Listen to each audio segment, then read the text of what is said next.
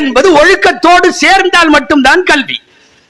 அந்த ஒழுக்கத்தை சேர்த்து போதிப்பது உலகத்தில் அரபு கல்லூரி மாத்திரம்தான். இங்க மாணவர்கள் 40 மார்க் 100க்கு வாங்குற மாணவர் இருப்பார். ஆனா ஒழுக்கத்தில் அவர் 99ல தான் இருப்பார்.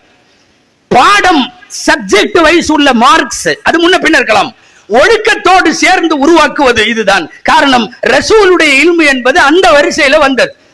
சொன்னாங்க இல்லையா, வரசத்துல் அம்பியான்னு சொல்லி, நபிமார்களின் வாரிசுகள். நபிமார்களின் வாரிசுகள் வெறும் துறை சார்ந்த படிப்பு படிப்பவர்களுக்கு பெயர் அல்ல. நபிமார்களின் வாரிசுகள் என்பவர்களுக்கு நபிமார்களிடம் இருந்த அதபு வழி வழியாக வரும். ரசூலுல்லாஹ் சொல்றாங்க, அத்தபனி ரப்பி, என் ரப்பு எனக்கு ஒழுக்கம் சொல்லி கொடுத்தான்.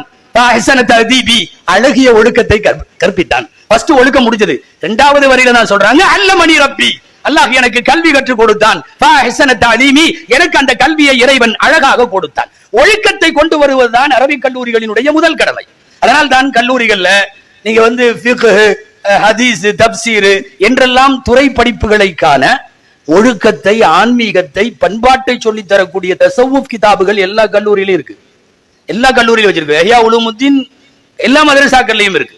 இஹ்யா உலூமுத்தீனுடைய இமாம் கஸாலியினுடைய உயிர் பெற்ற அந்த உயிரோட்டம் உள்ள கிதாப் ஒரு பாடம் 2 பாடமாவது ஏதாவது ஒரு கிதாப் ஒரு பாபாவது படிச்சு கொடுத்துருவாங்க. காரணம், ஒழுக்கம் என்பது இது போன்ற கிதாபுகளின் வழியாகத்தான் வரும் என்கிற காரணத்தால்.